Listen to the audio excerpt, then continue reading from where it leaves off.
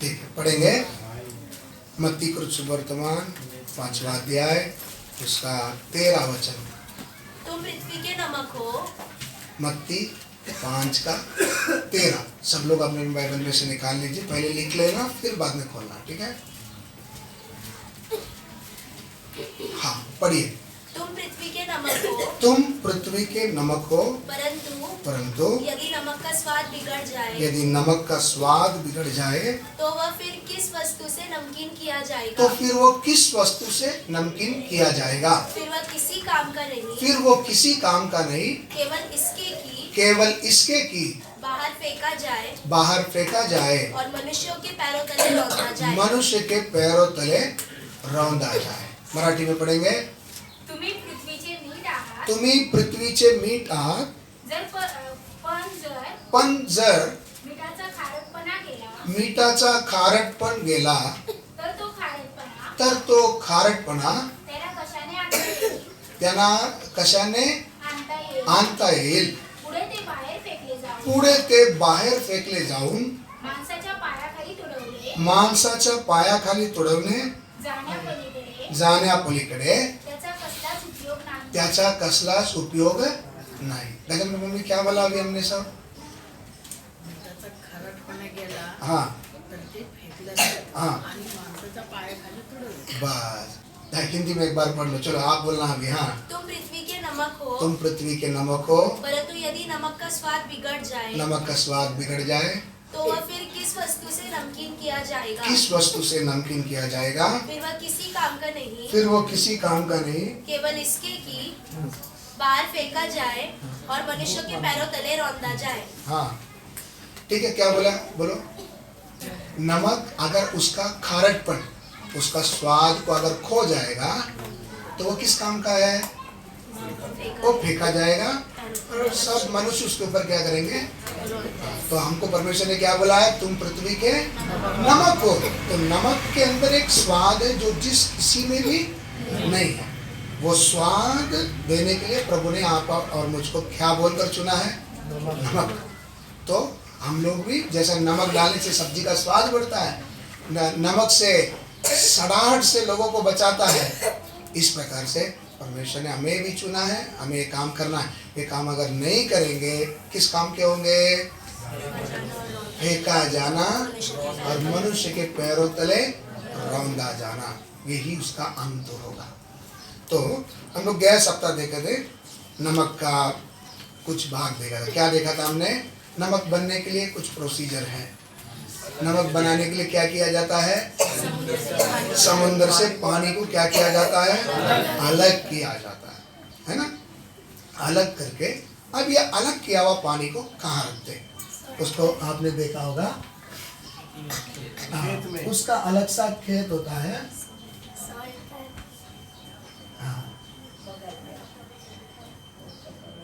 पहले समुद्र में रहते समय में वो पानी किधर भी आता था, किधर भी जाता था। लेकिन अभी उसको नमक बनाने के लिए उसको एक बाउंड्री के अंदर लेके आता है। किसके अंदर लेके आता है? बाउंड्री। तो उसको आत्मिक रीति से अगर देखेंगे, कलीसिया का नियंत्रण नमक बनने के लिए समुद्र से अलग किया हुआ पानी को किधर लेके आते हैं? किधर लेके आते हैं? कलीसिया के नियंत्रण। वापा बराबर बोले आपने। कलीसिया का एक नियंत्रण मतलब अभी वो किसी के अंडर में क्या किया? आया है। पहले अपने मर्जी से जो चाहे जिधर जाए जाता था, अभी वो अपना मर्जी नहीं कर सकता है। किसी के निगरानी पर चारों तरफ इसको क्या रखा है? बॉर्डर बनाकर क्या किया है? रखा। ये जो बॉर्डर बनाया, इसको आत्मिक रीति से अगर देखेंगे, एक कलीसिया का नियंत्रण। कलीसिया का नियंत्रण में आते समय में कलीसिया भी है। अब इस कलीसिया को बनाने के लिए परमेश्वर ने फिजिकल कलीसिया, जैसा दीवार से बना हुआ कलीसिया, एक कलीसिया बनाने के लिए परमेश्वर अपने सेवकों को क्या करता है? चुनता है। ये वापा बनाने के लिए, वापा अपने आप थोड़ा बन जाता है। वापा बनाने के लिए कौन चाहिए? काम करने वाला चाहिए ना। वो काम करने वाला कौन है? कलीसिया के सेवक। सेवक क्या करता है? ये वापा बनाकर वापा के अंदर किसको रखता है? किसको रखता है? नमक को रखता है। समुद्र के पानी को रखता। उद्देश्य क्या है? इस पानी को अभी क्या बनाना है? नमक। तो नमक बनाने के लिए दूसरा, पहली बार हमने देखा उसको क्या करना है? समुद्र से अलग करना। आज हम देखेंगे इसको क्या करना है? एक वापा के अंदर या एक नियंत्रण के अंदर। कौन सा नियंत्रण के अंदर? कलीसिया का नियंत्रण के अंदर इसको रखा जाता है। रखते समय में इसका निगरानी के लिए परमेश्वर ने किसको रखा है? परमेश्वर के सेवकों को रखा है। अभी कलीसिया करके बोलते समय में आज दुनिया में कई कलीसियाएं हैं, कई डिनोमिनेशन को हिंदी में क्या बोलेंगे? कई बंटवारा है। कोई बोलता मैं आरसी वाला हूँ, कोई बोलता मैं सीएसआई वाला हूँ, सीएनआई वाला हूँ, मैं वो है ये है। कितने कलीसिया की डिनोमिनेशंस हैं। तो कौन सा कलीसिया को अपन चुने? कौन सा कलीसिया को अपन चुने? इसमें हम लोग चिंतित हो जाता है ना? तो कई लोग बोलते हैं हमारे घर के पास में 2-3 कलीसिया है, लेकिन मैं किसी में भी क्या नहीं करता? नहीं जाता। क्यों नहीं जाता हूँ? उसमें ये फॉल्ट है, इसमें ये फॉल्ट है, इसमें ये फॉल्ट है, इसलिए मैं किसी के कलीसिया में क्या नहीं करता? नहीं जाता। तो क्या मैं घर में रहकर प्रार्थना कर सकता हूँ क्या? सवाल, जो सवाल आप लोग नहीं पूछते वो मैं आपको पूछ रहा हूँ। सब कलीसिया में कुछ ना कुछ क्या है? गड़बड़ी है। आपने आजमाया नहीं आजमाया मुझे नहीं मालूम। एक बात क्लियर याद रखना, कोई कलीसिया दुनिया भर में कोई कलीसिया सिद्ध नहीं है। ये कान खोलकर सुन लीजिए, दुनिया भर में चाहे बड़ा कलीसिया हो छोटा कलीसिया हो, कोई भी कलीसिया क्या नहीं है? सिद्ध नहीं है। सभी के अंदर कुछ ना कुछ क्या है? कमियां है। उनको जितना प्रकाशन मिल रहा है उतना वो क्या कर रहे हैं? चल रहे हैं। लेकिन सबका उद्देश्य क्या है? मसीह के कद तक क्या करे? बढ़े। विषय समझ में आया? सब कलीसिया में क्या है? कमियां, कुछ ना कुछ कमियां है। जो बात मुझे मालूम है वो मेरे पड़ोस के कलीसिया को नहीं मालूम। जो मुझे मिला मैं उसके अनुसार चल रहा हूँ, उनको जो मिला उसके अनुसार चल रहा है। लेकिन सभी कलीसिया का उद्देश्य क्या है? हम सब मसीह के कद तक क्या करें? बढ़े। इस उद्देश्य से चलने के कारण सभी कलीसिया में कमियां जरूर होती हैं। हम भी इधर बैठे हैं, हम सब लोग सिद्ध हैं? सब सिद्ध है? कभी कभी हम लोग को गुस्सा आ जाता है, इतना साल का विश्वासी होकर तेरे अंदर अभी भी ये आदत है, हाँ? तो तू कभी सुधरेगा? होता नहीं होता है? कोई सिद्ध नहीं। इसलिए कोई आपस में भी एक दूसरे के साथ बढ़ के नहीं, क्योंकि सब में क्या है? कमियां है। जो बात आप समझ पा रहे हैं ना, वो आपके संगी विश्वासी नहीं समझ पाते। तो इसके लिए वाद विवाद करके क्या मतलब? तो क्या करना? क्या करना? समझाना और उनके लिए क्या करना? यही हम कर सकते हैं। समझ में आया? इतना सबको समझ में आ रहा है?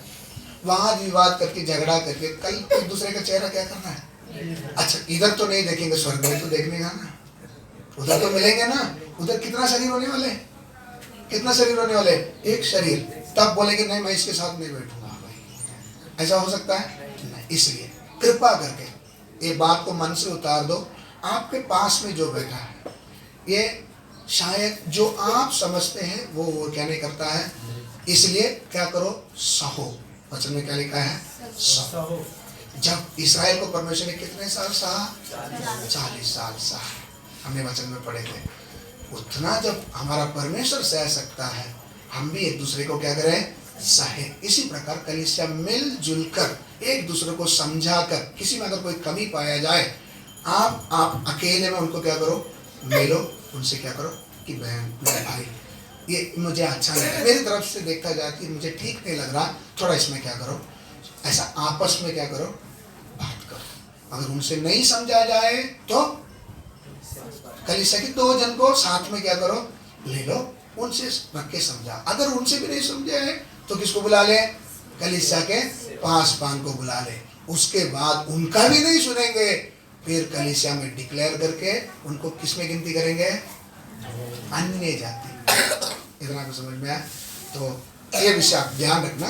तो विश्वासियों में भी कई कमियां हैं, जितने दुनिया भर की कलीसिया में भी कुछ ना कुछ क्या है, कमियां। तो मेरा सवाल, समझो ऐसा सब जगह में कमियां हैं, तो मुझे लगता है कि ये सब ठीक नहीं है, तो क्या मैं घर में रहकर प्रार्थना कर सकता हूं? जवाब दीजिए। नहीं, क्यों? हमारे अंदर भी तो कमी है। ये बात पॉइंट बरोबर बोले, करेक्ट पॉइंट न पकड़े। तू जो दूसरे को बोलता है तेरे आंख में, हाँ, नहीं लगता नहीं, क्या है? तिनका। तेरे आंख में क्या है? तिनका बोलेगा तो ये डॉट, एक कचरा गिर गया। तू जो बोलता है तेरा आंख साफ कर ले, तेरे आंख में क्या है? लेकिन याद रख, तेरे आंख में क्या है? लट्ठा। लट्ठा बोले तो समझ में है ना? क्या मामा था लट्ठा? हमारे तमिल बाइबल का लट्ठा का अर्थ क्या है? कूटने के लिए वापरते हैं, भैंस चराने के लिए। विषय आपको समझ में आया? तो तेरे आंख में क्या है? मैं आपको पिछला बार भी बताया था, एक बार एक प्रभु का दास एक जगह पे जा रहे थे, तो उनका गाड़ी को साइड में कर दिया। पुलिस वाले ने बोला साइड में आ जाओ, पेपर दिखाओ, गाड़ी का सब पेपर उनके पास था। वो जब निकाल रहे थे, उनसे पहले एक और बाइक वाले को क्या किया था? रुकाया था। तो वो बार बार जाकर पुलिस वाले को बोल रहा, मेरा पेपर तो सब ठीक है ना, मुझे क्या करो, जाने दो, मुझे जल्दी क्या करना है, जाना है। बार बार तंग करने के कारण पुलिस वाले ने उनसे कहा, तू जो बोल रहा है ना मेरे पास सब पेपर है, मैं अगर चाहूँ तेरे अंदर से 70 से ज़्यादा फॉल्ट जगह पे क्या कर सकता हूँ, निकाल सकता हूँ, और तेरे को मैं इधर और भी क्या कर सकता हूँ, रुका करके तेरे से फाइन भरवा कर भेजने का अधिकार मेरे पास है। क्या बोला मैंने? उसके पास गाड़ी का सब पेपर है। बोलता है अरे है, फिर क्यों मुझे रुका कर रख रहा, मुझे देखो और छोड़ो। तो हवलदार क्या बोल रहे हैं कि तू ये मत सोच तेरे पास पेपर है, मैं अगर चाहूं तो अभी खड़े खड़े तेरे में से मैं 70 फॉल्ट क्या कर सकता हूँ। उनमें से एक फॉल्ट मैं अभी तेरे को बताता हूँ। तो अभी बाइक चला रहा है, चप्पल पहना हुआ है, चप्पल पहना मोटर एक्ट के अनुसार गलत है। अब भी मैं तेरे को फाइन लगा सकता हूँ, इसलिए चुपचाप इधर खड़े रहे, साइड में। विषय समझ में आ रहा है?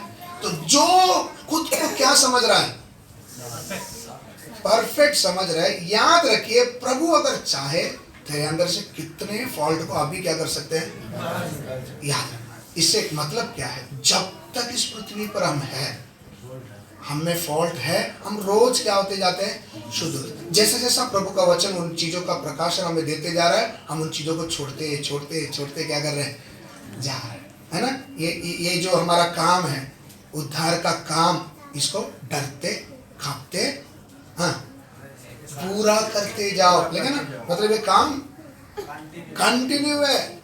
आज कुछ फॉल्ट से हम छूट गया, कल प्रभु हमें और कुछ हमारी कमियों को क्या करके देगा, तो दिन ब दिन शुद्ध होकर हमको क्या करना है, जाना है। तो क्या मैं ऐसा कोई कलीसिया में फॉल्ट देकर मैं जाएगा नहीं, मैं घर में बैठ के क्या करूँगा, प्रार्थना करूँगा, ऐसा कर सकते हैं? नहीं कर सकते, क्योंकि मेरे अंदर भी क्या है, कमियां है। अभी याद रखना, जिस स्थान में जो कलीसिया से प्रभु ने आपको उद्धार में लेकर आया, कुछ दिन प्रभु उधर क्या करता है हमको।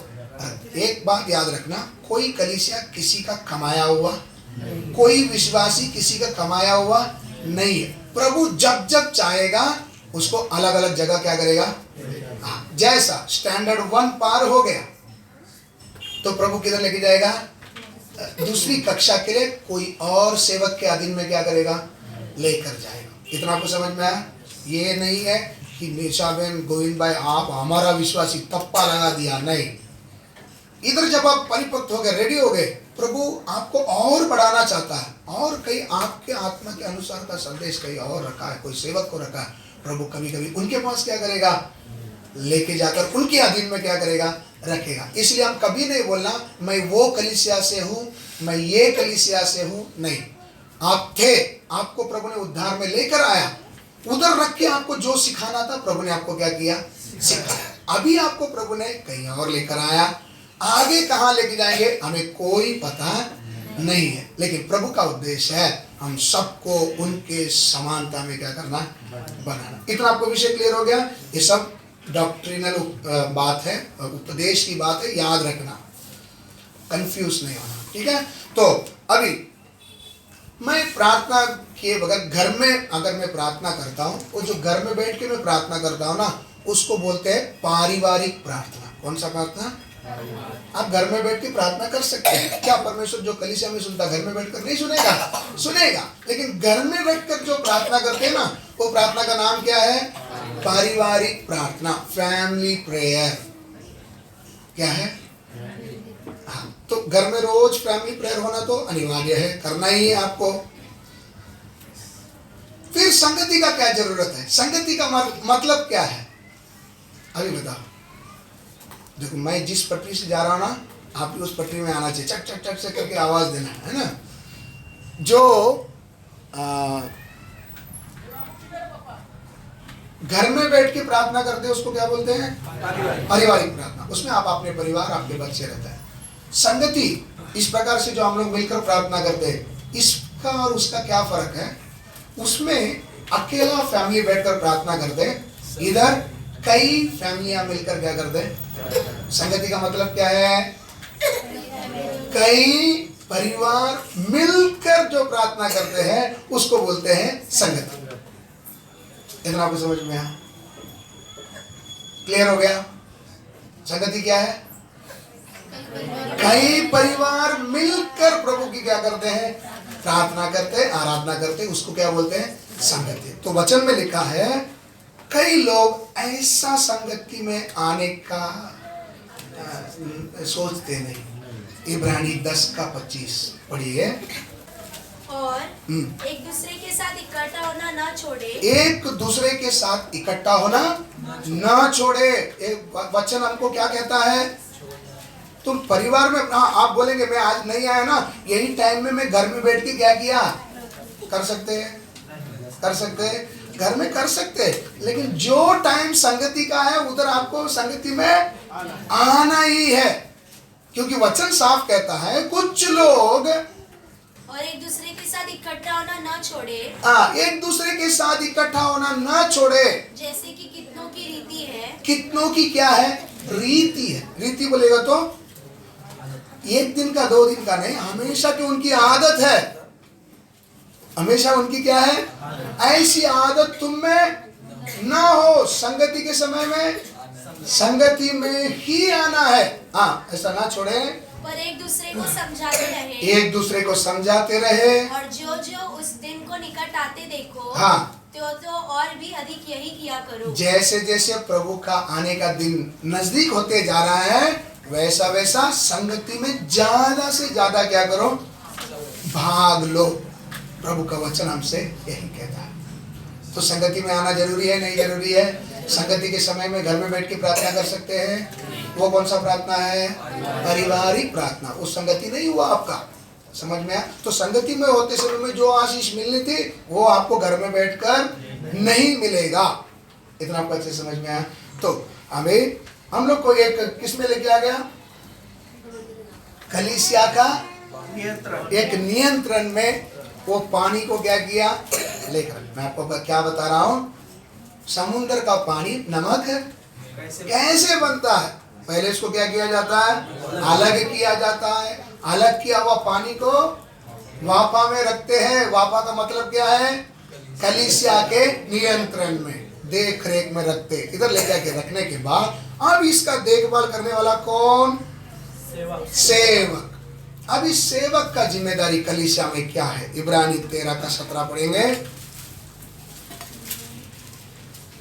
अपने अगुओं की आज्ञा मानो। अभी नियंत्रण में आने के बाद, इधर ध्यान दीजिए, वापा में डाल दिया। अब इस पानी का जिम्मेदारी क्या है? अपने अपने अगुओं का आज्ञा मानो। इतना आपको समझ में आया? पहले समुद्र में थे तभी तो कोई आपको पूछता नहीं था, आप अपनी मर्जी से चल रहे थे। लेकिन अभी जब कलीसिया का नियंत्रण में आने के बाद हर एक विश्वासी का कर्तव्य, इट्स योर ड्यूटी, क्या है?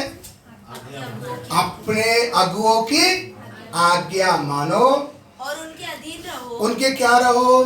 अधीन का मतलब तुम कितना भी बड़े क्यों ना हो, उम्र से बड़े क्यों ना हो, या पढ़ाई से बड़े हो, कामकाज में बड़े हो, तुम्हें अगुओं की अधीन में रहना। अधीन में रहने का मतलब क्या है? उनके जो बताया जाने वाला मार्गदर्शन है उसी के अनुसार आपको क्या करना है? कि ऐसा चलने के लिए खुद को उनके पास क्या कर दो? सौंप दो। Submit yourself. समझ में आया? आगे पढ़ेंगे। क्योंकि हाँ। वे उनके समान क्यों उनके अधीन में होना है? क्या गुलाम है क्या मैं तुम्हारा? है ना? खरीदा है क्या तुमने हमको? कभी कभी ऐसा गुस्सा आ जाता है, खरीद के लिया क्या हमको? नहीं भाई, अधीन होने का, आज्ञा मानने का पीछे एक बड़ी बात है। क्या बात है? क्योंकि वे उनके समान तुम्हारे प्राणों के लिए जागते रहते हैं। उनके समान बोलेगा तो किन के समान?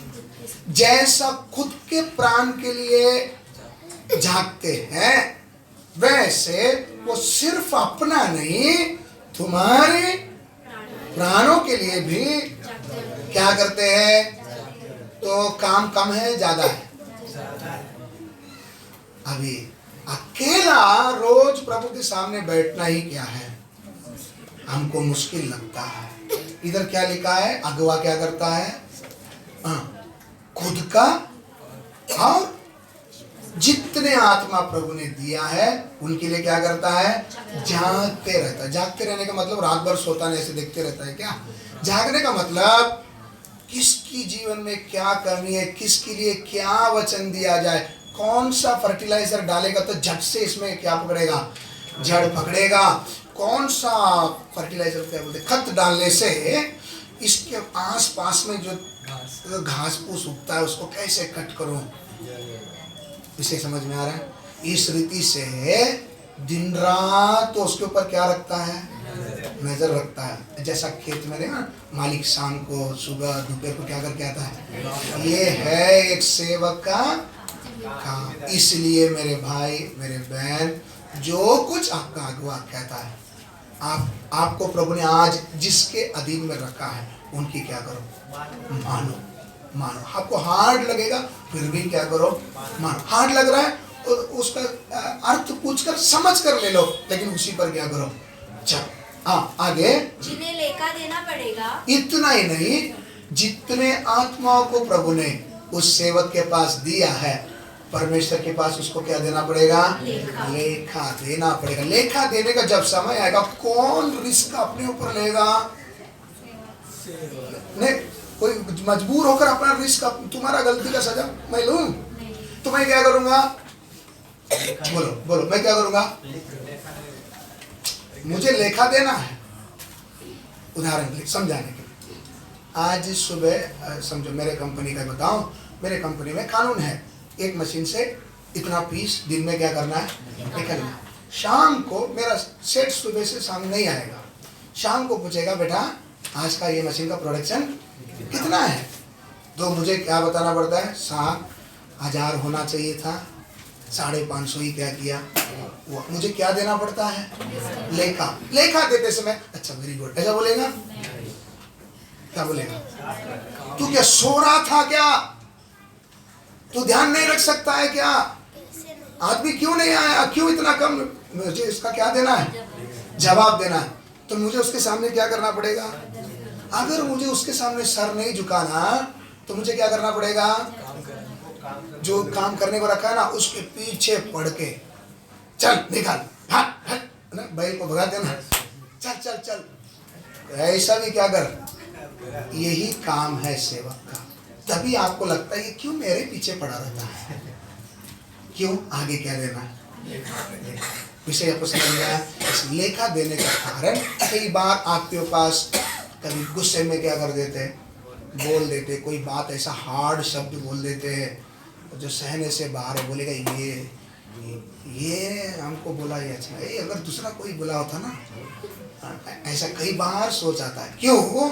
हमारा उद्देश्य क्या है? हमारा उद्देश्य क्या है?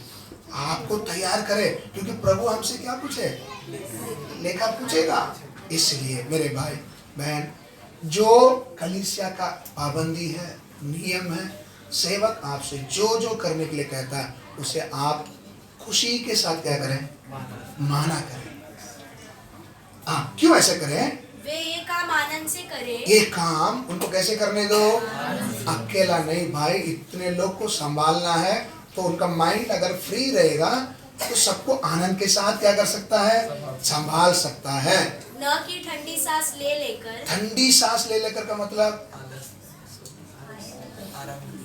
इसके ऊपर कितना मेहनत करो और कितना समझाओ करके कई बार क्या आ जाता है, थकान आ जाता है। इसको मैं वो करके देखा, ये करके देखा, 3 साल से इसको क्या कर रहा हूँ, है ना वचन में क्या, एक भी फल नहीं दे रहा, एक भी फल नहीं दे रहा। ठंडी सांस ले लेकर ऐसा काम करने मत दो। क्योंकि इस दशा में अगर ऐसा किसी के विषय में सेवक ठंडी सांस ले लेकर अगर काम कर रहा है, इससे इस दशा में तुम्हें कुछ लाभ नहीं। आप ये मत सोचो कि मैं उनको सता रहा हूँ, आपको फायदा मिलेगा, आपको कोई फायदा उससे नहीं मिलेगा। हालेलुया। कई बार हमको लगता है कि रुक, मैं उनको अच्छा क्या दिखाएगा, सबक सिखाएगा। आप सिखाने की कोशिश करें, आपको उससे कोई लाभ नहीं होने वाला। इसलिए क्या करें, पानी को कहाँ लेके आया, कहाँ बोलो, मुख उत्तर बोलो, पानी कहाँ लेके आया, कलीसिया के नियंत्रण में। चारों तरफ अभी कलीसिया का दीवार बांधा है, नियंत्रण में लेके आया। आप नियंत्रण में तो है, निगरानी किसकी है, सेवक का है। इसलिए सेवक के क्या करो, अधीन रहो। अभी सेवक के अधीन रहने के साथ साथ सेवक का रिस्पेक्ट भी क्या क्या करो। रिस्पेक्ट का मतलब आदर भी करना, क्या करना, सीखना। मैं कई बातें आपको बताऊंगा, आप नहीं भी करते होंगे, कोई बात नहीं, करते होंगे तो अच्छी बात है। सेवक नीचे बैठा, आप कुर्सी में बैठा, अच्छा लगता है? अच्छा। आपके घर में सेवक आया, आपने उसको जमीन में बिठाया, अच्छा, अच्छी बात है। क्या करना चाहिए? आपके घर में छोटा टुकड़ा चादर भी नहीं है, बैठने के बाद आप बोलेंगे थोड़ा उठो ना, थोड़ा उठो ना। आया मालूम है, तो उनको क्या करें, आदर दे। अच्छा, घर में आए तो मैंने जैसा आपको बोला, अतिथि सत्कार। सबसे पहले घर में अगर सेवक आपके पास आता है, कम से कम 1 गिलास क्या दे, पानी दे। आपके घर में पानी भी नहीं है, पानी भी नहीं है, हम बोलेंगे नहीं बहुत कड़की चल रहा है, पानी भी नहीं है। हालेलुया। क्यों? वचन में लिखा है, मेरा दास जानकर 1 गिलास ठंडा पानी, लिखा है ना, ठंडा पानी, तो लिखा है कि चाय, ऐसा लिखा है नहीं, क्या बोला, पानी। कम से कम क्या दो, पानी। फिर आपके पास जो अवेलेबल है, आप भूखा मर रहे हैं, बाहर जाकर उधारी नहीं लेके आना, आपके घर में जो है ना। एलिया ने पूछा सारफात विधवा के पास, तेरे पास? पूछा नहीं, तो उसको बोला क्या, नहीं नहीं मैं, हाँ, जब भी उधर रहता था, किधर, सारफात के पहले कहाँ रहता था, करीब नाला में रहता था, उधर तो मेरे को परमेश्वर रोज क्या देते थे।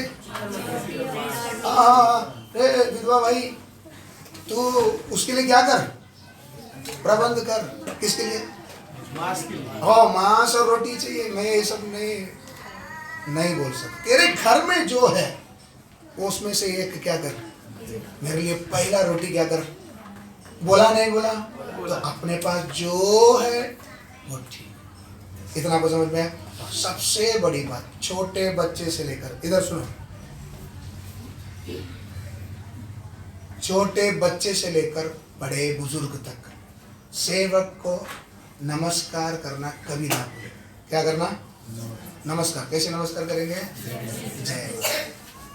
हाथ जोड़कर। जय मसीह कैसे किया जाता है ना, समझ में? ये संस्कार अभी क्या करना, जहां कहीं मिले आप क्या बोलना, जय। जो कोई सेवक परमेश्वर का सेवक है करके आपको मालूम पड़ा, आप उसको क्या बोलना? जय मसीह। शायद अपना कलीसिया का हो, दूसरा कलीसिया का हो, सबको क्या बोलना? जय मसीह। क्योंकि सेवक का आदर देना जरूरी है। अभी आप पूछेंगे सबको मैं बोलते बैठो तो किस किस को देना, किसको नहीं देना, वो भी मैं आगे बताऊंगा। लेकिन परमेश्वर का सेवक जो भी है उसको क्या करना? जय मसीह की बोलना। और अगर आप देखो वचन में लिखा अतिथि सत्कार के विषय, इब्रानी 13 का 1 पढ़िए। भाईचारे की प्रीति बने रहो। हाँ, अतिथि सत्कार करना न भूलना। अतिथि सत्कार करना ना भूलना, क्योंकि इसके द्वारा कुछ लोगों ने अनजाने में स्वर्गदूतों का आदर सत्कार किया। किसका आदर सत्कार किया? अच्छा, एक अनजान व्यक्ति को अतिथि सत्कार का मतलब क्या है? मेहमान को जो दर्जा दिया जाता है ना, घर में आए पैर धोने के लिए, हाथ मुंह धोने के लिए, फिर कपड़ा पोंछने के लिए, फिर उनको बैठने के लिए पानी, चाय, खाना, बैठने के लिए, ये सब जो है ये क्या है? अतिथि सत्कार। अतिथि सत्कार हम एक परदेशी के लिए अगर करते हैं, अनजान व्यक्ति के लिए करते हैं, वो किसको करने के समान है? स्वर्गदूत।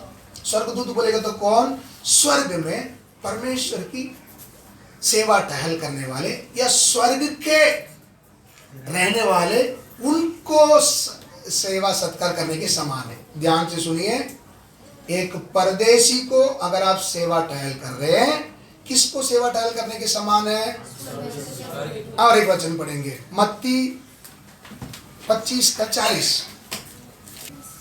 तब राजा उन्हें उत्तर देगा, हाँ, मैं तुमसे सच कहता हूँ कि तुमने जो मेरे इन छोटे से छोटे भाइयों में से, ये छोटे से छोटे भाई, ये कौन है? छोटे से छोटे भाई ये कौन है?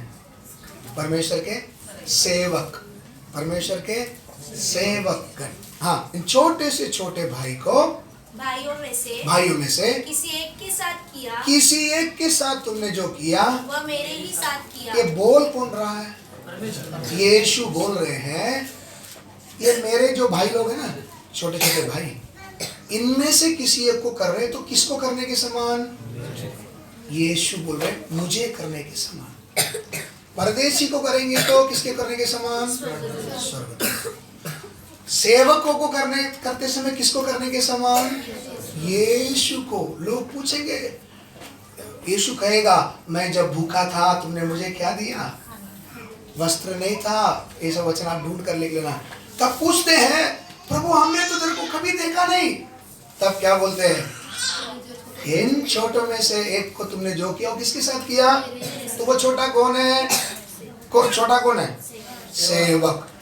सेवक को जितना आदर करते हो वो किसको आदर करने के समान? अच्छा, एक व्यक्ति को आप आदर दे रहे, क्या बोलकर आदर दे रहे हैं? ये परमेश्वर का सेवक है। वो अंदर से क्या है क्या नहीं है वो जाने, लेकिन आपने क्या जानकर उसको आदर किया? प्रतिफल आपको मिलेगा नहीं मिलेगा? आपको आपका प्रतिफल मिलेगा। इतना आपको समझ में आया? इसलिए आप वो ऐसा है ये ऐसा है इसलिए मैं वो नहीं किया, नहीं। आप आपका ड्यूटी क्या करो? क्या है आपका ड्यूटी? क्या है? मैं क्या बोलकर उनका आदर कर रहा हूं? सेवक बोलकर। तो आपने जो सेवक बोलकर आदर किया उसका प्रतिफल प्रभु आपको जरूर क्या करेगा? देगा। इसलिए छोटे बच्चे से लेकर बड़े हमेशा याद रखें, जब कभी सेवक आपको कहीं भी मिले, आपके घर में आए, सबसे पहले क्या बोले हैं? जय मसीह। ये आदर का एक अच्छी संस्कार शुरुआत है। समझ में आया? और एक वचन पढ़ेंगे, यूहन्ना 13 का 20।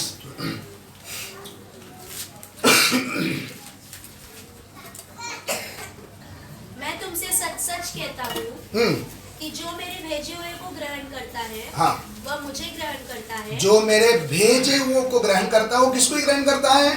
मुझे ही ग्रहण करता है। और जो मुझे ग्रहण करता है वह मेरे भेजने वाले को ग्रहण करता है। मेरे भेजने वाले को क्या करता है? यीशु आपके घर में कितने दिन आया? यीशु आपके घर में कितने दिन आया? अब इसका सही जवाब दो। आपने कभी यीशु को अपने घर में बुलाया है? अब खुद आता है, उसको मर्जी रहेगा तो क्या करता है, अचानक आता है। लेकिन मेरा कर्तव्य नहीं बनता। मैं 2 सप्ताह से सोच रहा हूँ, पिछला सप्ताह गोविंद भाई ने घर पे बुलाया, खुशी हुई। मैं सोचा अगला हफ्ता भी कोई क्या करेंगे, बुलाएंगे, कोई नहीं बुलाया। मतलब क्या बोलते यीशु, आप स्वर्ग में ठीक लग रहा है। किधर ठीक लग रहा है? हाँ। विषय समझ में आ रहा है आपको? हम लोग का आदत है, हम जब छोटे थे, जब कभी हमारा पास्टर, जो हम लोग दूसरे कलीसिया में थे, हमारा पास्टर आसपास के पड़ो एरिया में आए करके मालूम पड़ा, पास्टर फोन करके अगर बताते कि मैं एरिया में आया हूँ, तुरंत मैं खुद जाता था गाड़ी लेके, मेरे पापा का गाड़ी लेके जाके, बोला पास्टर कितना भी लेट होगा हमारे घर में आकर क्या करना। मैं बिठा के लेके आता था, चाय पानी करा के फिर स्टेशन लेके जाकर मैं खुद छोड़ के आता था। इसे समझ में आ रहा है? पास्टर रहते थे धारावी साइन। सेवक का आदर करेंगे, किसको आदर करने के समान? कितना आपको क्लियर हो गया? तो ये विषय में बहुत सतर्क रहना, क्योंकि आपके ऊपर क्या कर रहे हैं, निगरानी रखे। आपका बोझ उनको है, आपका विषय में क्या देना है, लेखा देना। इतना आपको अच्छे से समझ में आ गया? ये विषय को आप ध्यान रखें। अभी कितने ऐसे सेवक लोग दुनिया में घूमते हैं जो बोलते हैं हम लोग इंडिपेंडेंट सेवक हैं। कौन है इंडिपेंडेंट सेवक? सुना है ये बात किसी से आपने? हाँ सुना। इंडिपेंडेंट सेवक कौन सा होता है? ये बाइबल के अनुसार है या नहीं? नहीं। साफ बात में लिख के रख लेना, इंडिपेंडेंट सेवा बाइबलिकल नहीं है। बाइबल में कहीं इंडिपेंडेंट सेवा का उल्लेख नहीं। समझाने के लिए प्रेरित के काम घर में जाकर पढ़ लेना। उसमें पौलुस जब उद्धार पाया, शुरू में कई जगह में जाकर क्या कर रहा था, प्रभु यीशु के गवाही देने के लिए जाता था। लेकिन कुछ दिनों बाद सेवक ने उनको क्या किया, बुला लिया।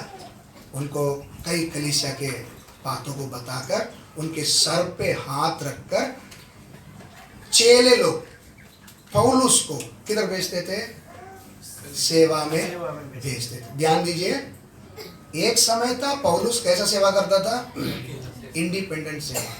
मैं किसी का गुलाम नहीं, मैं रोमी हूँ, है ना, मैं व्यवस्था को जानता हूँ, मैं उसमें पास होके आया हूँ। तुम डिसाइपल सेवक लोग, तुम्हारे चेले तुम लोग जैसा मछुआरा थोड़ी होंगे। ऐसा बोलकर इंडिपेंडेंट क्या करता था, चेलों ने उनको क्या किया, बुलाया, उनको समझाकर उसके सर पे हाथ रखकर सेवा के लिए क्या किए, अलग किए, सेवा के लिए भेजते थे। पौलुस सेवा के लिए जाता था। मैं स्लो जा रहा हूँ, कलीसिया का मूल उपदेश है, इसमें छेड़छाड़ किया नहीं जा सकता। इसको गलत तरीके से लोगे, नुकसान आपका। सही रीति से समझोगे नहीं, झूठे उपदेश के लिए आप क्या बन जाओगे, दोषी बन जाओगे, उसके गुलामी में आ जाओगे। इसलिए क्लियर कट बाइबल की बातों को आपको मैं स्पष्ट बता रहा हूँ, ध्यान से समझ, इसलिए मैं स्लो जा रहा हूँ। अभी जो भी विषय लूंगा, नमक का विषय, ये सब बहुत इंपॉर्टेंट है, इसलिए मैं शुक्रवार को लेना था लेकिन समय नहीं मिला। अभी ध्यान देना, पौलुस के सर पे हाथ रखकर किधर भेजते थे, सेवकाई में। पौलुस सेवा करके फिर किधर आता था, चेलों के पास आता था। जो कुछ उधर हुआ सब बातों को चेलों से शेयर करता था।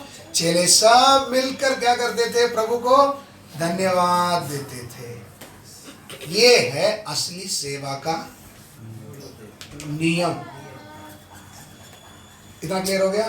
तो कोई सेवक मैं इंडिपेंडेंट हूं, मैं किसी के अधीन में, ऐसा हो ही नहीं सकता। समझ में आ गया?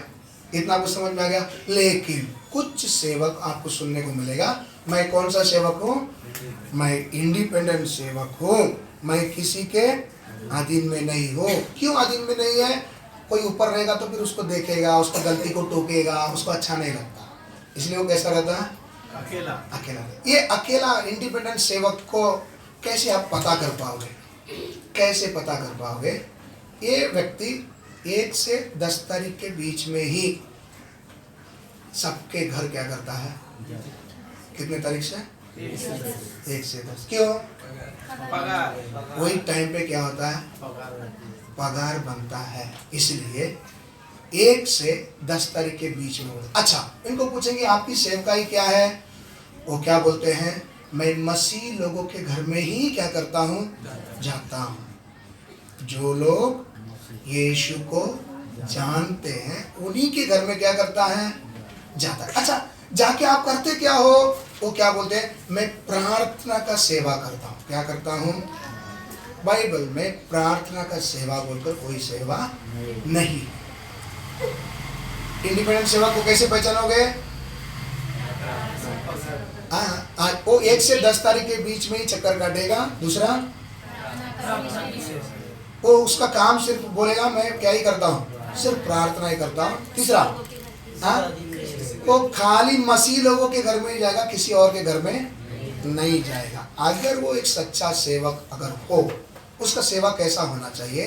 समझो एक एरिया में सेवा के लिए गया, सुबह पूरा सुसमाचार बताया, शाम को ठहरने के लिए चाहे किसी एक विश्वासी के घर में वो क्या कर सकता है? ये है सेवा। यीशु ने चेलों को भी गलत बोले ना, जो नगर में जाओ सबसे पहले उस नगर में पढ़ो 10 का हाँ 11 पढ़िए जिस किसी नगर हाँ। या गांव में जाओ हम्म। तो पता लगाओ कि वहाँ कौन योग्य है। जो भी नगर में नया एरिया में जाओगे पहले उधर पता लगाओ उधर योग्य कौन है, मसीह को जानने वाला कौन है। हाँ, और जब तक वहाँ से ना निकलो, जब तक उस एरिया का सेवकाई खत्म नहीं हो उसी के यहाँ रहो। उसी की यहाँ क्या करो। ये परमेश्वर ने दिया हुआ अधिकार है। सेवक किसी के घर में क्या कर सकता है? रह सकता है। एक विश्वासी के घर में क्या कर सकता है? रह सकता है। लेकिन इधर सुन रहे सब लोग, इंडिपेंडेंट सेवक का सेवा कैसा होना चाहिए? अगर वो सुसमाचार बताकर आपके घर में आ रहा है तो आप उनको सेवा करके, आपके पास अगर जगह हो तो आपके घर में ठहरने के लिए उनको क्या दे सकते हैं? मौका दे सकते हैं। नहीं, आप एक बात हमेशा याद रखना, आप अगर सामने वाले को पहचान नहीं पा रहे, आपके घर में जो कोई भी आए, यीशु के नाम में मैं सेवा करता हूं करके बोलकर आने के कारण आप उसको ग्रहण करें, उसको देने वाला आदर क्या करें? दे, और उससे पूछे भाई आप कौन से कलीसिया से हो, किसके अधीन में हो। अगर वो बोले कि मैं किसी के अधीन में नहीं है तो उनको समझा कर भेजना, भाई अगले बार अगर आप मेरे इधर आओगे तो किसी के साथ जुड़ा होंगे तो हमारे पास क्या करना? आना, नहीं तो हमारे घर क्या मत करना। ये आप क्लियर शब्द में क्या कर सकते हैं? बोल सकते। नहीं तो आप बोलेंगे नहीं सेवक को कुछ बोले तो पाप लग जाएगा। पाप नहीं लगेगा। जिस विषय को बोलना है वो आपको क्या करना है? सतर्क रहना। सांप के सामने कभी भी भोला बनकर नहीं रहना, सांप के सामने थोड़ा क्या भी रहो। हाँ, तो अगर उनको बोलना भाई अगर आप अगले बार अगर आप आना चाहोगे तो किसी कलीसिया के या सेवक के अधीन में हो तो आप हमारे पास क्या करना? आना, नहीं तो हमारे घर आप अगले बार नहीं आना। भूल चूक से और सोच कर चलो चलता है ये लोग समझ लेंगे बोलकर अगले बार भी आया, वापस पूछना, चाय पानी देकर उनको पूछना आप अभी तो किसी के साथ जुड़े हैं कि नहीं। तो अगर वो बोलेंगे नहीं अभी भी मैं जुड़ाने में ऐसी सेवा करने के लिए प्रभु ने मुझे बुलाया है, क्या बोलेंगे? बुलाया बोलेंगे, उनको बोलना इस बार तो मैंने आपको चाय दे दिया, अगले बार पानी भी नहीं दूंगा। ये भाषा में बोलना, मैं आपको स्पष्ट बोल रहा हूँ। क्या बोलेंगे? और कृपया करके मेरे घर में दूसरी बार दिखना नहीं जब तक तुम किसी के अधीन में। क्यों? इसका बड़ा कारण है। जो किसी के अधीन में नहीं है, वचन में लिखा है वो क्या करना चाहता है? अपना मर्जी करने के लिए ही दूसरे से क्या होता है? अलग है ना, लिखा है ना, अलग होता है। ये व्यक्ति का कुछ एक उदाहरण मैं आपको बता सकता। कोई गांव में एक सेवक गए, गांव के लोगों के पास कई दिनों के बाद सेवक को, कुछ लोग विश्वास में थे तो उन्होंने देखा कई सालों, उनके गांव में कोई जल्दी से जाते नहीं थे, कई सालों के बाद आने के कारण वहां के लोगों ने रोज एक के घर में क्या लिया, एक एक दिन मीटिंग लिया। आज इनके घर में मीटिंग, कल उनके घर में मीटिंग, ऐसा मीटिंग करते गए। करते समय में गांव के लोग बहुत खुश थे। क्यों? बहुत दिनों के बाद कौन आया? सेवक आने से तुमको क्यों खुशी हो रही?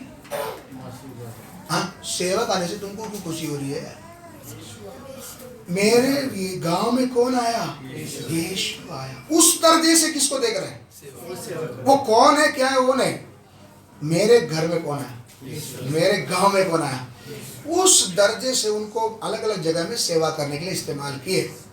सेवक भी बोलता था मैं बिना फैन का क्या नहीं कर सकता हूँ, तो उन्होंने एक टेबल फैन क्या करके दिया, ला के दिया। बोले मैं ऐसा प्लास्टिक का ग्लास वगैरह में नहीं पानी पीता हूँ, मैं स्टील वाला ग्लास में क्या करता हूँ, मैं कप में ही घर में क्या करता हूँ, चाय पीता हूँ।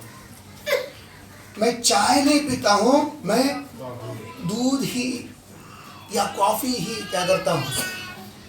इन्होंने जो बोला गांव के लोगों ने सब सुविधा उनके लिए क्या करके दिया, करके दिया। ध्यान से सुनिए, जो बोला जो मांगा, लोग क्या समझकर उनको मदद कर रहे हैं?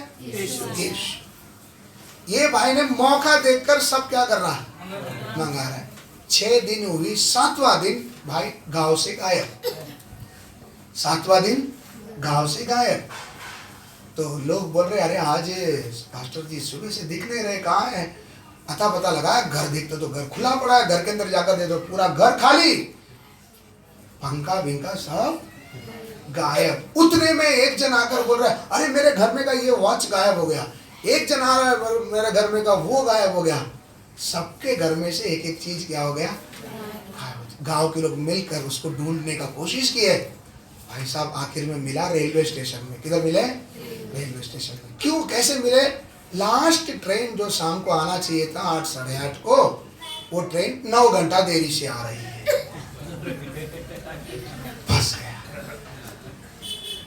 तब ये लोग जाकर उसको मिला, कुछ बोले नहीं, बोले आपने अपनी ईमानदारी क्या कर दिया, दिखा दिया, कोई बात नहीं, हमने क्या जानकर आपकी मदद की, यीशु जानकर परमेश्वर हमको चलाएगा। अगली बार से भूल कर भी हमारे गांव में क्या नहीं रखना, कदम नहीं। बोले और उधर से उनके पास कोई चीज नहीं है, बोला ये सब लेके जाओ, हमको इसका प्रतिफल प्रभु क्या करेगा।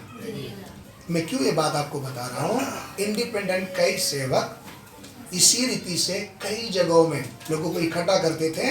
अब आपने सुना होगा यूट्यूब में बहुत आया, प्रार्थना खत्म होते होते बोलेंगे आपके कान में का, गले में का, घर में का, कपाट में का सब सोना लेकर आकर इधर डालो, देखो परमेश्वर इसको आपको बहुगुणित करके देगा, नहीं दोगे तो परमेश्वर का सेवक का श्राप तुम पर क्या करेगा। बोलते हैं कितनों को ऐसे क्या किया है, लूटा है, लेकर चले गए। सेवक करते हैं कि ऐसे ये कौन करते हैं, इंडिपेंडेंट सेवक। अच्छा, इंडिपेंडेंट सेवक का उद्देश्य क्या है, उद्देश्य क्या है, उसका पेट भरना है। क्या करना है, उसका सेवा ये होता है। इसलिए इंडिपेंडेंट सेवक से हमेशा क्या करो, सावधान रहो। ठीक है, इतना आपको समझ में आ गया। और आपके घर में कोई भी सेवक आएगा, कोई भी हो, कौन सी भी संस्था के किधर से भी क्या आया, सबसे पहले आप उनसे पूछताछ, चाय पानी देकर पूछताछ करके आप अभी फिलहाल जिस सेवक के अधीन में है उनको संपर्क करके बताना ऐसे ऐसे हमारे घर में एक सेवक क्या किया है, आया है। इन्फॉर्म करना आपका काम। चाय पानी पिलाकर हो सके उनको किधर लेके आ जाओ, अपने कलीसिया में लेके आओ, ताकि हम लोग बैठकर बात करेंगे, भाई क्या विषय, आप क्यों आए, क्या है, क्यों। अभी इस खेती का मालिक कौन, सेवक है। दूसरा आकर इधर डायरेक्ट क्या नहीं कर सकता, दूसरा आकर डायरेक्ट इधर क्या नहीं कर सकता, नहीं मैं थोड़ा पानी साफ कर देता हूँ, नहीं, इधर हाथ लगाना पहले किसको पूछेगा, इधर का सेवक। तो याद रखे, शायद मारानाथा मिनिस्ट्री से भी कोई भी सेवक आकर बोलेंगे भाई हम भी किधर से ही हैं, बोलना पहले हमारा कलीसिया का सेवक से संपर्क करो, उनको साथ में क्या करो, लेकर आओ, तब आप हमारे घर पे क्या करना आ सकते। आ सकते। विषय समझ में आ रहा है? इस विषय में बहुत सावधान रहना, क्योंकि झूठे उपदेश लेकर चलने वाले कितने सेवक लोग अपनी पेट भरने के लिए सेवा कर रहे हैं। इतना आपको समझ में आया? तो इस चीज में बहुत क्या करना, ये हो गया आपको। अभी पानी किधर लाया? कलीसिया के नियंत्रण में, किसके अधीन में? सेवक के अधीन में लाया। अब इस खेत को देखते समय इसको 4 टोक है। क्या है? कोना। 4 कोना। क्या है? 4। मतलब कलीसिया के लिए भी कुछ उपदेश है। क्या है? उपदेश। उपदेश क्या है? ये 4 कोना कलीसिया का 4 मुख्य उपदेशों को दर्शाता है। किसको? ये 4 कोना जो है, एक किसको दर्शाता है? 4 उपदेश को। ये कौन सा उपदेश है? अभी आप ध्यान रखिए, पूरे बाइबल में 4 प्रकार का उपदेश है। कितने प्रकार के? मैं उसका डिटेल आज नहीं दे रहा हूँ, मैं हो सके प्रभु का मर्जी शुक्रवार के दिन हम लोग उसका देखेंगे। अभी खाली हेडिंग चाहिए तो आप लिख लीजिए। 4 प्रकार का उपदेश। एक है व्यवस्था का उपदेश। कौन सा उपदेश?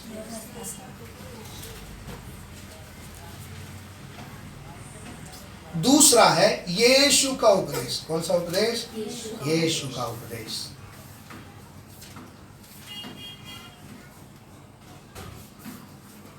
तीसरा है मसीह का उपदेश। आप बोलेंगे यीशु अलग, मसीह अलग, ये सब आपको मैं शुक्रवार के दिन बताता दूंगा। तीसरा कौन सा उपदेश है? मसीह का उपदेश। मसीह का उपदेश के सामने आप ब्रैकेट में लिख लो, प्रेरितों का उपदेश। कौन सा उपदेश? प्रेरितों का उपदेश। चौथा है शैतान या मनुष्य या झूठा उपदेश।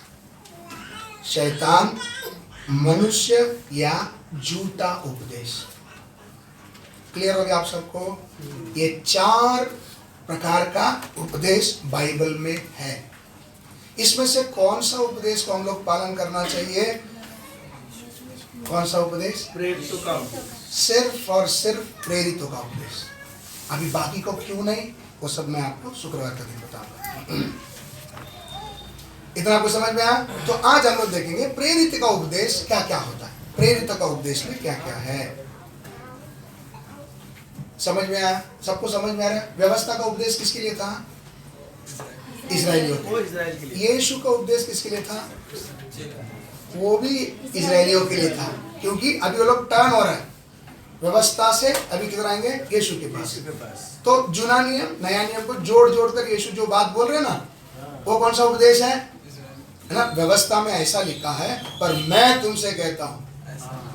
ये कौन सा है? यीशु का उपदेश। ये उपदेश भी किसके लिए था? इस्राएलियों के लिए था। अगला आता है कौन सा उपदेश? मसीह का उपदेश या प्रेरितों का उपदेश। ये किसके लिए है? सबके लिए। ये इस्राएली के लिए भी है, अन्य जाति के लिए भी। इतना आपको समझ में आया? उसके बाद आता है झूठा उपदेश। वो किसके लिए करके ने, वो ऐसी फैलता है। झूठा उपदेश जो है वो ऐसी क्या करता है ना, हवा में ऐसा कापूस उड़ते जाता ना, जिसने पा लिया और रख लिया जेब में। इसलिए उन विषय में हमको बहुत क्या रहना है? सावधान। झूठे उपदेश के फंदे में कभी नहीं आना है। तो क्या करना पड़ेगा? प्रेरितों का उपदेश को अच्छे से जानकारी करके रखना। तो प्रेरित के उपदेश में क्या क्या है? प्रेरित के काम 2:42। और वे प्रेरितों से शिक्षा पाने और संगति रखने और रोटी तोड़ने और प्रार्थना करने में लौलीन रहे। कितनी बात है? सबको बाइबल में है? 4 है, 3 है? देखो अच्छे से देखो, क्या क्या है? प्रेरितों से शिक्षा, इसको बोलते हैं प्रेरितों का उपदेश।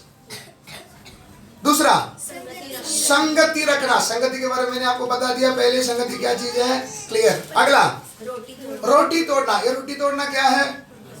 प्रभु भोज। अगला प्रार्थना करने में कलीसिया का मूल मुख्य 4 उपदेश क्या है? सबसे पहले प्रेरितों का उपदेश या प्रेरितों से शिक्षा पाना, दूसरा संगति रखना, तीसरा रोटी तोड़ना, अगला प्रार्थना। ये नमक बनने के लिए ये 4 महत्वपूर्ण चीज है। इनमें से कोई ना हो आप क्या नहीं बन सकते? नमक नहीं या बने भी होंगे तो बिना स्वाद का नमक होंगे, किस काम का होगा? विषय समझ में आया? विषय समझ में आया? तो क्या क्या होना चाहिए? पहला गुना तुम बोलो क्या है? पहला की शिक्षा प्रेरितों से शिक्षा प्राप्त करना। इसको दूसरा शब्द क्या है? प्रेरितों का उपदेश। दूसरा क्या है? संगति करना। एक दिन भी संगति कर रहे मेरे भाई, प्रेरितों का उपदेश को आप क्या कर रहे हैं? तोड़ रहे। ये उपदेश को हमको क्या करना है? पालन करना है। हाँ, और दूसरा रोटी तोड़ना। ये क्या है? प्रभु बोझ। प्रभु बोझ किस बात को दर्शाती है? यीशु मसीह मेरे लिए मरा था, मैं उस पर विश्वास करता हूँ। मेरे पापों के लिए, मेरे उद्धार के लिए, अनंत जीवन मुझे देने के लिए वो खुद तोड़ा गया, मारा गया। उसके क्रूस को मैं क्या करता हूँ? याद करता हूँ। जो कोई इसमें भाग नहीं लेता वो क्या बोलता है? यीशु मेरे लिए नहीं मरा। क्या बोल रहे हैं? तो बपतिस्मा लिया हुआ जो कोई मेरे भाई बहन याद रखे, प्रभु बोझ आप नहीं ले रहे, क्या दर्शा रहे हैं आप? यीशु मसीह को आप इनकार कर रहे हैं। अच्छा, लेते समय में भी अगर ढंग से नहीं लिया तो दंड के पात्र होंगे, है ना? विषय समझ में आ गया? ये हो गया रोटी तोड़ना। अगला कौन सा? प्रार्थना। सबसे इम्पोर्टेंट क्या है? प्रार्थना। अभी प्रार्थना के विषय में आपको बाद में बताऊंगा। अभी हम लोग लाइन से जाएंगे। सबसे पहला कौन सा था? प्रेरितों का शिक्षा पाना। कलीसिया का मूल 4 उपदेश क्या है? कलीसिया का 4 मूल फाउंडेशनल डॉक्ट्रिन क्या है? बोलो विनोद भैया, बोलो जल्दी जल्दी। प्रेरितों के उपदेश। हाँ, संगति करना, रोटी तोड़ना और प्रार्थना। और एक बार सब लोग मिलकर बोलेंगे।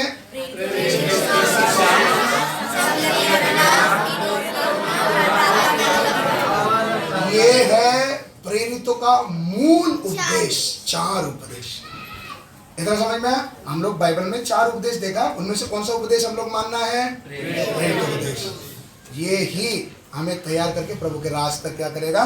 पहुंचाएगा। तो अभी हम देखेंगे प्रेरितों का उपदेश बोलेगा तो क्या होता है ना? उसके विषय पढ़ेंगे। इब्रानी 6 का 1 से पढ़ेंगे।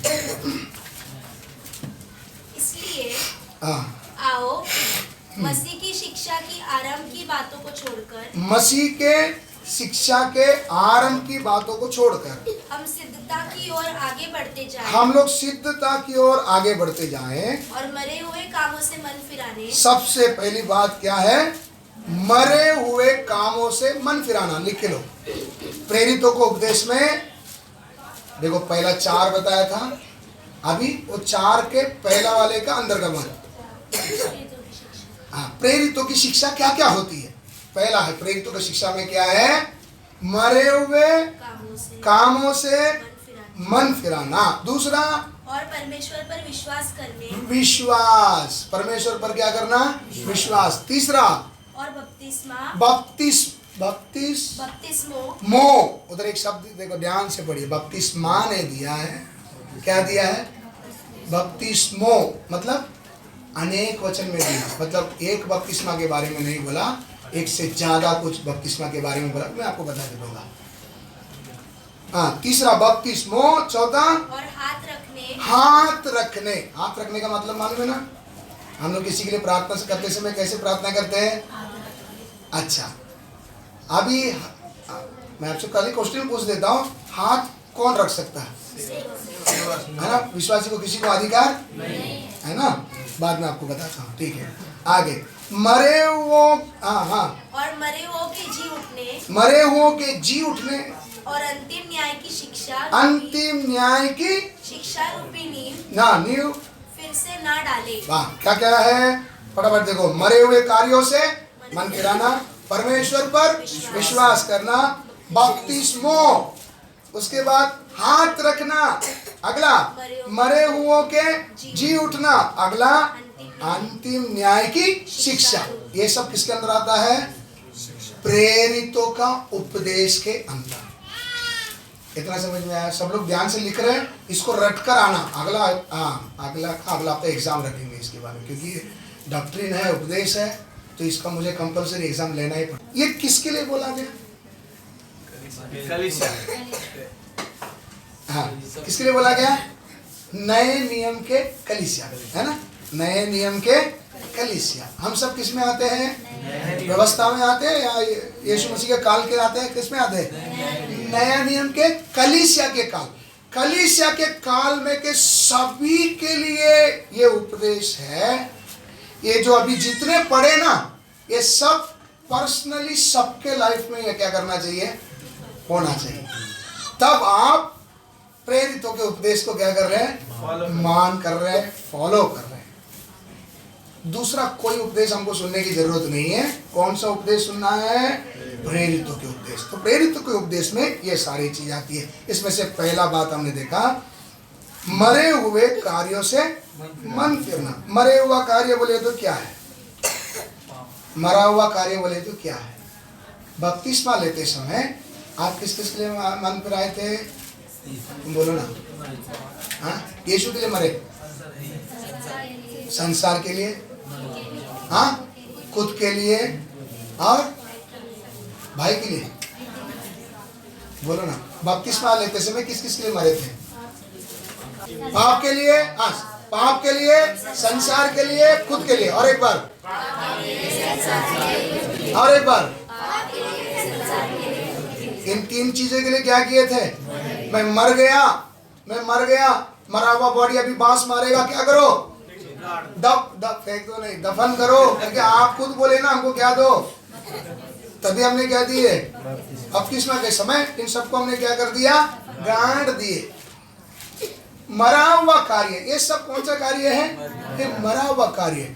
ये मरा हुआ कार्यों से अभी क्या करना? हम इनके लिए मर गए, हमने बोल दिया अब तू मेरे जीवन में क्या नहीं करेगा। लेकिन अभी ये मरा हुआ कार्य थोड़ी बपतिस्मा के समय ये सब पानी के अंदर खत्म हो गया। किधर है? हमारे अंदर है। हमारा काम क्या है? मरते दम तक इनमें से एक एक से लड़ लड़ कर इनको अपने जीवन से क्या करना है? कैसे हटाना? मार डालना है। क्या करना है? वचन में पढ़े होंगे, मैं अभी ऊपर ही से जा रहा हूँ, आप समझ लेना। वचन पढ़े तो आपको समझ में आएगा। इन मरे हुए कार्यों को रोज क्या करते जाओ? मारते जाओ, मारते कूटते वश में करते। क्या करना? यही है उद्धार का काम। बपतिस्मा ले लिया, मेरा काम खत्म, स्वर्ग का द्वार खुला मत सोचना, अंदर नहीं ले गए। हालेलुया। बपतिस्मा के बाद क्या बाकी है? क्या बाकी है? उद्धार के काम। उद्धार के काम में आपको क्या करने हैं? मरे हुए कामों से क्या करते जाना? मन फिरते जाना। जो जो पुरानी आदत स्वभाव है वो सब हमारे अंदर है। पुराना मनुष्य तो हमारे अंदर है। उन स्वभाव को रोज मार मार कर जय हासिल कर जय का झंडा गाड़ते गाड़ते गाड़ते क्या करना है? जाना। अभी बोलेंगे ऐसे कौन से पुराने कार्य? सब आपको मालूम है। गलाती 5:19 फटाफट पढ़ लीजिए। शरीर के काम तो प्रकट है, हाँ, अर्थात व्यभिचार, हाँ, शरीर के काम, ये सब आपको याद है। ये व्यभिचार, हाँ, गंदे काम, लुचपन, ये सब कौन सा चीज है? मरे हुए कार्य। इनके लिए एक दिन हमने क्या किया था? मर गए थे। हम बोले मुझे नहीं चाहिए, मर गए थे। ये मरा हुआ कार्य अभी भी हमारे अंदर है, लेकिन इसको क्या करना है?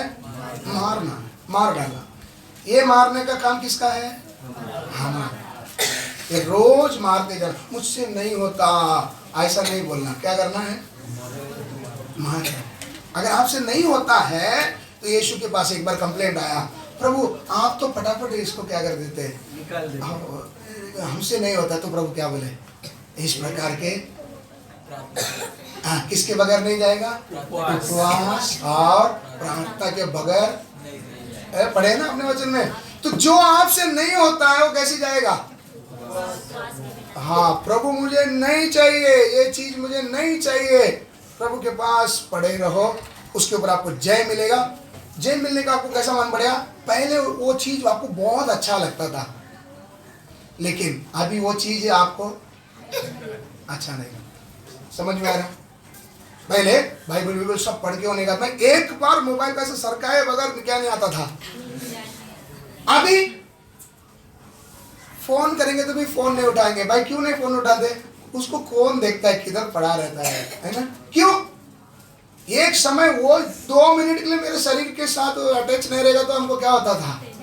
चैन नहीं आता था। मरे हुए कार्य का अर्थ आपको समझ में आया? अब मेरे को उसका क्या नहीं रहता। हालेलुया, है ना? मरे हुए कार्य, इनसे आपको क्या करना है? दूर होना। अच्छा, ये मरे हुआ कार्य कैसा होता है समझाने के लिए। मरा हुआ चीज अच्छा है, हमारी नजर में दिखने में कैसा है? अच्छा है, लेकिन इसका सेवन करने से ये मेरे अंदर सड़ाहट को पैदा करता है। क्या करता है? इसे समझ में? ये पाप के काम जो है दिखने में अच्छा है। मैं आपको पिछले दिन भी बोला था, सब लोग कहते हैं मर्द को एक ना एक क्या होना चाहिए? नशा होना चाहिए, नहीं तो उसको मर्द नहीं बोलते हैं। ये दुनिया का रिवाज है, दुनिया का रिवाज। लेकिन ये सारे फल देखने में कैसे लगते हैं? अच्छे लगते हैं, लेकिन ये इनका सेवन करने से, इनको हम इस्तेमाल करने से मेरा आत्मिक जीवन क्या हो जाएगा? सड़ जाएगा, सड़ जाएगा। शरीर नहीं, क्या सड़ेगा? आत्मिक जीवन। इसको मैं अपना भाषा में अगर बोलूं, एक कोढ़ी व्यक्ति हाथ में 200 रुपया किलो वाला एप्पल एक लेकर आपका दे रहा है, आप क्या करोगे? बहन जी बोलिए। एक कोढ़ी, अभी धर्मी मत बनिए, एक कोढ़ी हाथ में से पूरा फस निकल रहा है, सब मालूम है आपको कोढ़ी के बारे में। उसने, आप गए बोलकर एक इज्जत के साथ 200 रुपया किलो वाला अच्छा एप्पल का एक एप्पल लेकर आकर, बहन जी ये ले लो, बोलेंगे तो आप क्या बोलेंगे? लेकर आप खा लोगे? नहीं, ले लेंगे, खाएंगे। इज्जत के खातिर हम ले लेंगे, नहीं तो बोलेंगे नहीं भूख नहीं, अभी मैं नाश्ता करके आया। क्यों नहीं खाते? सेब अच्छा है, कीमती वाला है, लेकिन उसमें क्या लगी हुई है? कीटाणु लगी हुई है। खाएगा तो तेरे को भी क्या पकड़ लेगा? यही है पाप के काम, यही है। इसलिए ये दिखने में कैसा लगता है? अच्छा लगता है, लेकिन इसके अंदर क्या भरा हुआ है? सड़ाहट भरा हुआ है। खाओगे मर जाओगे। इसलिए पाप की सजा। समझ में आया? अगला इसके साथ हम पढ़ेंगे व्यवस्था विवरण 28 का 47 और 48। जल्दी पढ़ेंगे व्यवस्था विवरण 28 का 47 और 48।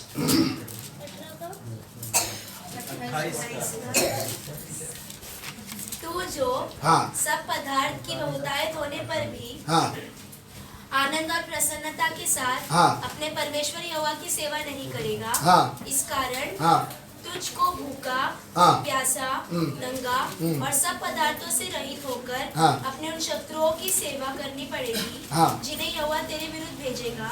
और जब तक तू नष्ट ना हो जाए तब तक वह तेरी गर्दन पर लोहे का जुआ डाल रखेगा। जब सब कुछ ठीक है, जब सब कुछ ठीक है, अपने परमेश्वर यहोवा का कैसी सेवा करो? आनंद और प्रसन्नता से क्या करो? सेवा करो। अगर नहीं करोगे, स्वयं परमेश्वर इन सड़सड़ाहटों के लिए क्या कर देंगे? छोड़ देंगे। समझ में आया? उसके बाद सड़सड़ाहट के लिए खुद परमेश्वर क्या कर देंगे? सौंप देंगे। इसलिए किसकी सेवा करो? किसकी सेवा करो? परमेश्वर की सेवा कैसे करो?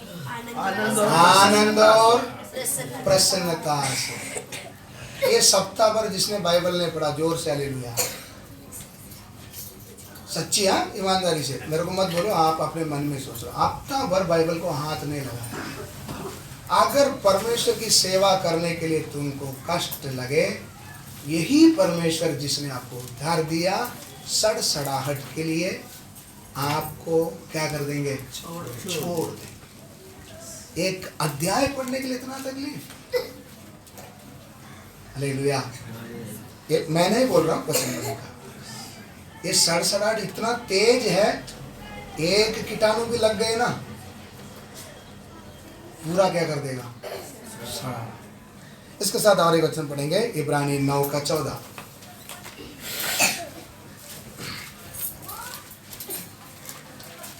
तो मसीह का लहू जिसने अपने आप को हाँ सनातन आत्मा के द्वारा हाँ। परमेश्वर के सामने निर्दोष चढ़ाया, हाँ। तुम्हारे विवेक को हाँ। मरे हुए कामों से क्यों न शुद्ध करेगा? अच्छा, तो मरे हुए कामों से हमें शुद्ध करने के लिए क्या जरूरी है? यीशु मसीह का लहू। सिर्फ और सिर्फ यीशु मसीह का लहू ही इन सड़सड़ाहटों से क्या कर सकता है? बचा सकता है। और क्या है बाइबल में सड़सड़ाहट के विषय में? इब्रानी 11:29 पढ़ेंगे। इब्रानी 11:29 पढ़ेंगे मराठी। हाँ तसे ते विश्वासाने हाँ। तांबड्या समुद्रातून पार गेले, हाँ मिस्री लोक तसेच 29 पढ़ रहे 29। हाँ हाँ हाँ मिस्री लोक हाँ। तसेच करण्याचा प्रयत्न करत असता बुडून गेले, जसे कोरड्या भूमीवरून कोरड्या भूमीवरून तसे ते विश्वासाने तांबड्या समुद्रातून पार गेले. कोण गेले? इस्रायल लोक तांबड्या समुद्रातून काय गेले? पार गेले. हाँ मिस्री लोक तसेच करण्याचा प्रयत्न करत असता हाँ बुडून गेले. एक गया तो बच गया, दूसरा गया तो मर गया. ये कैसा? हिंदी में पढ़ो, हिंदी में विश्वास ही से वे लाल समुद्र के गजन में समझ में आ रहा है? विश्वास ही से इजरायली लोग लाल समुद्र के पार ऐसे उतर गए जैसे सूखी भूमि पर से। और जब मिस्रियों ने वैसा ही करना चाहा, तो मिस्री लोग भी करना चाहा, तो सब डूब मरे. ओ माय गॉड, क्या हो रहा है? रास्ता एक ही है, एक पार हो गया, एक डूब मर गया. कैसे? इस्राएली चले विश्वास से, मिस्री चले नक्कल मार के. हालेलुया. तो नक्कल विश्वासियों, विश्वास के बगैर नक्कल मारने की कोशिश किए, डूब मरोगे. क्यों? ये रास्ते में चलने वाले कैसे ही चल सकते हैं? ओ, विश्वास से चलोगे, उस पार जाओगे.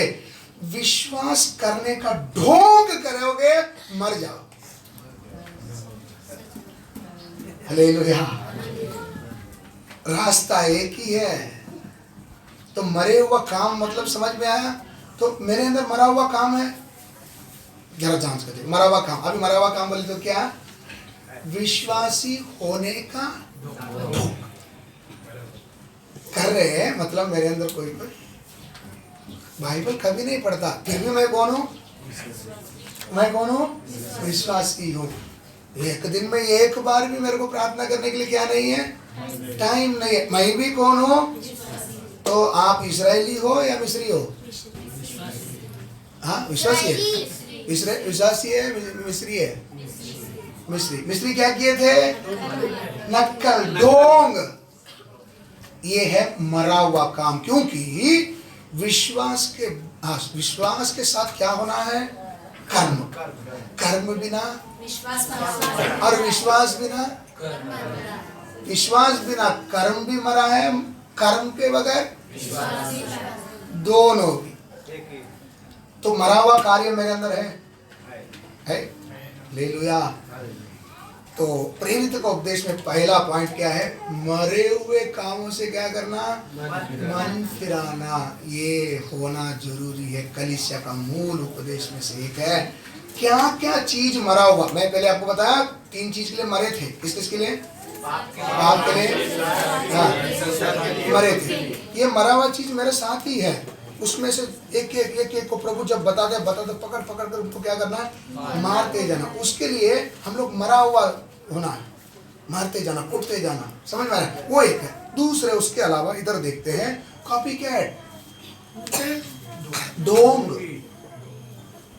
है ना, सफेद शर्ट पहन के आ गया आज, तो भाई कौन है? संत। ये परमेश्वर का सिंहासन का पहला स्टेप में इसको ही क्या मिलेगा। लेकिन इस हफ्ता भर क्या नहीं करता, वचन नहीं करता, संगति नहीं करता, संगति करने में टाइम ही नहीं इसको। हालेलुया। विषय समझ में आ रहा है? ये सब हमको दृष्टांत के रूप में क्यों लिख कर रखा, क्यों लिख कर रखा? सुधरो। क्या करने के लिए? सुधार। अभी सब लोग खड़े हो जाए, प्रार्थना आंख बंद करें सब लोग। जो विषय को हम लोग शांतता से इतने समय तक हम बैठकर सुन रहे थे, हम इसे प्रभु का वचन जानकर आदर के साथ बैठकर हम लोग सुन रहे थे। आत्मिक जीवन का मूल बातों को हम लोग गौर से देख रहे थे। प्रभु इस पृथ्वी का नमक बोलकर कितना बड़ा जिम्मेदारी जब तूने हमें दी है, ये नमक बनता कैसा है, इसके विषय में हम लोग को देखने के लिए आपने सहायता किया। लगातार वचनों से हम इन विषय को देखते आ रहे हैं प्रभु। हे पिता, आज भी हमने देखा कलीसिया के पाबंदी में, कलीसिया के नेतृत्व में कैसे एक विश्वासी जो समुद्र से अलग करके लेके आया गया, तैयार किया जाता है। इसके ऊपर एक सेवक को निर्णय किया गया है। सेवक के प्रति कैसे हमारे व्यवहार रहे। उसके बाद हमने देखा 4 मूल उपदेश के बारे में। ये जिस नियंत्रण में रखा गया, इसको 4 कोना है, 4 कोना 4 उपदेश को बताती है। ये 4 उपदेश के बारे में थोड़ा थोड़ा हमने आज देखा। हालेलुया। इसमें से प्रेरितों का उपदेश का पहला भाग हमने देखा, मरे हुए कार्यों से मन फिराना। आज भी मेरे अंदर पुराने ऐसे कितने स्वभाव हैं जिसके लिए हम लोग अभी तक मरे नहीं हैं, जो समय समय पर हमारे जीवन में उठ जाता है, जाग जाता है। जरा सोच कर देखिए आपके जीवन में ऐसा कौन कौन सा चीज है जो वचन के बिल्कुल खिलाफ है, जिसके लिए हम लोग एक समय मर गए थे। हम बोले नहीं, इसको मेरे जीवन में रहने नहीं दूंगा, लेकिन ऐसी कितने बात है जो रोज आपको सता रहा है। इसको आप अगर रहने दोगे, ये आपको भीतर ही भीतर सड़ाते रहेगा। आत्मिक जीवन में सड़ाहट, बदबू। हालेलुया। अनेक लोग के बीच में स्वादिष्ट होने के बदले आपका जीवन से कईयों को बदबू आएगी।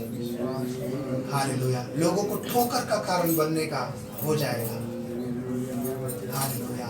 इन सब विषय को हमें समझने की भाषा में प्रभु ने हमसे बात की। हालेलुया। हालेलुया।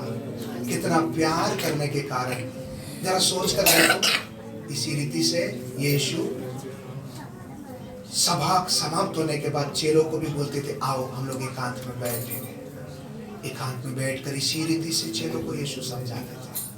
हालेलुया। हालेलुया। हम पे भी कितना प्यार करने के कारण एक एक बात को हमें समझा कर दे रहे हैं। हालेलुया। अब से हमारे जीवन हम लोग कैसे बिताए। हालेलुया। एक समर्पण के साथ हर एक दिन प्रार्थना करें। हालेलुया। हालेलुया। हालेलुया। प्रभु आपका आगमन नजदीक है। अगर इस प्रेरितों के उपदेश के अनुसार मेरा कलीसिया अगर बनाया नहीं गया, प्रभु के राज्य में जाना मुश्किल है। हालेलुया।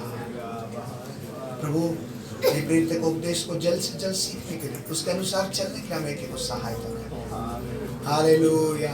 हालेलुया। हालेलुया। धन्यवाद। अपने जीवन को जांच कर जरा प्रार्थना करें। प्रभु हम लोग अभी यहाँ से विदा होकर जाएंगे। अगला सप्ताह भर प्रभु जी, अगर प्रभु आपका मर्जी है, आपका आगमन का देरी हो, फिर हम लोग अगला रविवार को ही मिलेंगे। तब तक प्रभु जी हम लोग को डरते कांपते उद्धार का काम को पूरा करने के लिए मदद करें। प्रभु ये पाप के काम दिखने में सेब के समान अच्छा ही लगता है। हालेलुया। लेकिन इसमें कोड़ी का सड़सड़ाहट का कीड़े इसमें लगे हुए हैं। हालेलुया। दुष्ट शैतान का सड़सड़ाहट इस पर लगा हुआ है। इसको जिस किसी ने खाया, हवा ने इसको खाया, मर गया। आदम ने इसको खाया, मर गया। मरने का मतलब क्या है? परमेश्वर के साथ की संबंध टूट गई। हालेलुया। परमेश्वर के साथ से संबंध टूटने जैसा कोई चाल चलन अगर आपको रोज सताती है, आज इस वक्त में प्रभु से प्रार्थना करें, प्रभु आपने मेरे से ही बात किया, मेरे से ही आपने इस वचन को प्रभु शेयर किया। Hallelujah.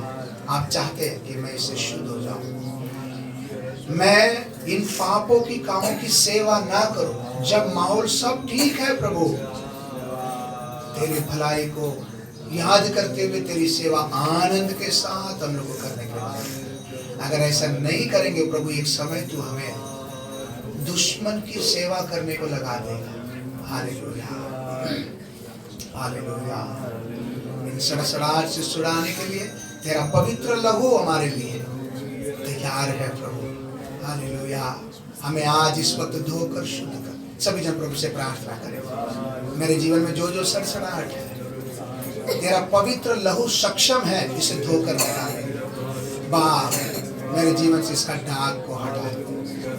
Hallelujah, hallelujah, hallelujah, hallelujah. स्तुति, स्तुति प्रभु। जो बात जिससे आप पसंद नहीं है, जो मेरे आत्मिक जीवन को सड़ाने लगता है, हालेलुया प्रभु, इन सब को आपका पवित्र लहू काफी है धोकर शुद्ध करने के लिए। हमें एक एक आपके पवित्र लहू से धोकर शुद्ध कर। हमें पाप का गुलाम बनकर नहीं जीना है प्रभु, पाप के कामों का गुलाम बनकर नहीं जीना है।